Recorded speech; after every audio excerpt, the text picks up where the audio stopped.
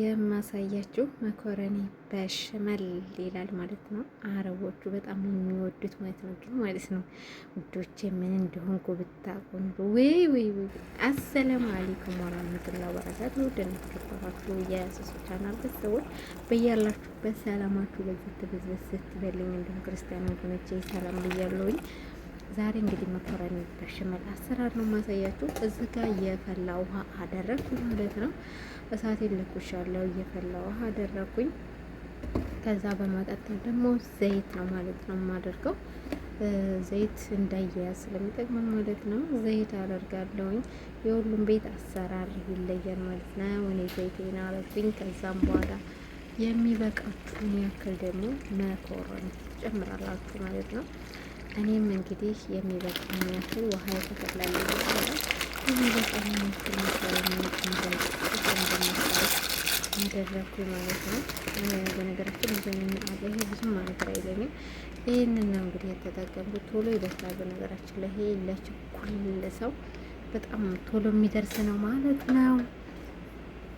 እንግዲህ ይህንን ትንሽ መስለሰላ አድርጌ እስከሚፈላ ድረስ እተዋለሁ ማለት ነው። እስከሚበስል ድረስ እተዋለሁኝ። ከዛ ወደ እንትን ይሄዳሉ ማለት ነው።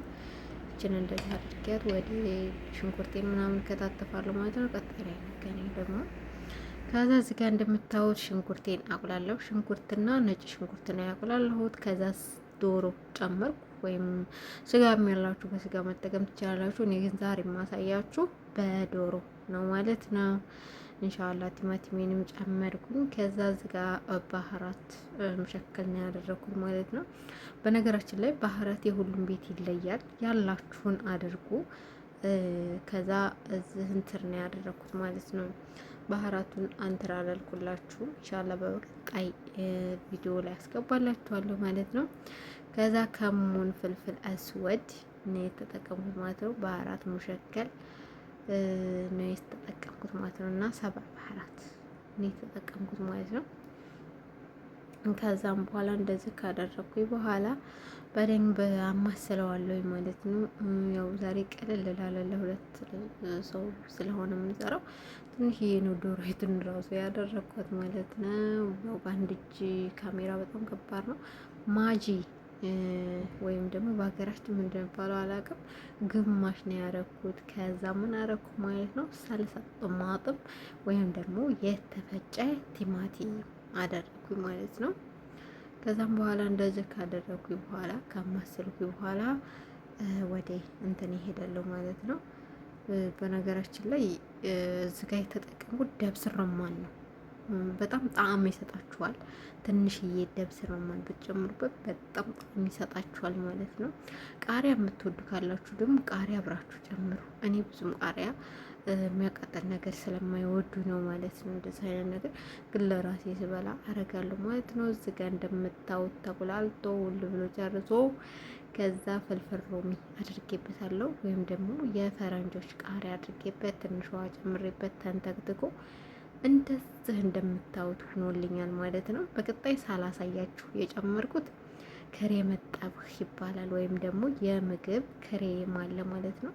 እዚህ ጋር ፎቶ ላይ እንደምታዩት ይሄ ማለት ነው ክሬም ጠብህ ትንሽዬ ጨምሬያለሁ ማለት ነው። ቀጣይ ደግሞ ከላይ የምናደርገውን ሶስ ሰራለሁ። እዚህ ጋር ቅቤ ወይም ደግሞ ዝብደ ይባላል በአረቦቹ ማለት ነው።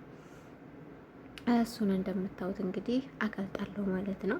እሱን ካቀለጥኩ በኋላ ከቀለጠልኝ በኋላ የማማሰያ አመጣልኝ ማለት ነው። ይሄ እንትን እንዳይል ይረዳችኋል ማለት ነው። 2 ማንኪያ ከዛ እንደገና ጨመርኩበት ማለት ነው። 2 ማንኪያ ከግማሽ ነው ያደረኩት ማለት ነው።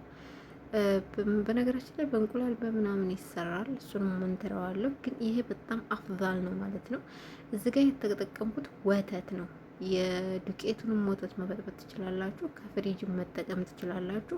እንደገና ክሬም ጠብህ ደግሞ ተጠቅም ያለው ማለት ነው። ቢያንስ 1 ፊንጃል ክሬም ጠብህ ተጠቅም ያለው አብሬ ማለት ነው። በስተመጨረሻ እንደዚህ ተንተከተከልኝ ማለት ነው። በነገራችን ላይ በጣም ማማሰል ይፈልጋል። ለሰከንድ እንድትተውት አይፈልግም ማለት ነው። እንደዚህ ተንተከተከልኝ በኋላ በዛ አይነት ጠሪቅ ሞክራችሁ ተጣማችሁ ኮሜንት ላይ አስቀምጡልኝ።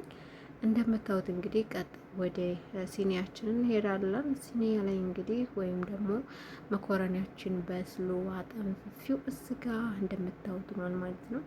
ከዛ የሚበቃችሁን ያክል ሲኒያ ወይም ደግሞ ፍሩን የምታስገቡበት ግዛዝም ባይሆን እሱን ታመጣላችሁ።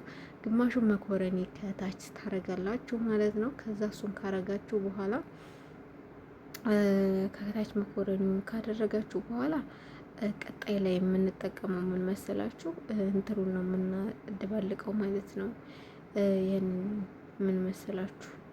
እየሰራ ነው ዶሮ አለ አይደለ? ከዶሮ ጋር አብረን እናደባልቀዋለን ማለት ነው። አሁን የሰራሁትን ዶሮዬን አመጣለሁ ማለት ነው። እዚህ ጋር እንደምታዩት ዶሮዬን አደባለኩት ማለት በአንድ እጅ ካሜራ ስለሆነ አውርጄው ነበር ማለት ነው። ከዛ እንደዚህ እንደምታዩት አደባለቁ። ከዛ ከላይ ደግሞ መኮረኒ ያደረኩበት ጅብነን ሞዘሬላ በነገራችን ላይ የሚወዱ ከሆነ አድርጉ። የኔ ልጆቹ ስለማይወዱ አላረግም ማለት ነው። እዚህ ጋር ትንሽዬ በሌላ ሲኒ የሰራውን ግማሾቹ ልጆች የማይወዱ ነገር ስላለ ነው። የዛሬው ቪዲዮ ይሄን ይመስላል። በመጨረሻም ግን እንትን ነው ማለት ነው። በመጨረሻ ላይ ምን ተፈጠረ መሰላችሁ? ፍሩን አስገብቼ አውጥቼ ከነሲኒው አቀረብኩ። ለእናንተ ሳልቀርጽላችሁ ይሄው ተበልቶ አለቀ። ሳልቀርጽላችሁ ማለት እንግዲህ በሌላ ቪዲዮ እስከምንገናኝ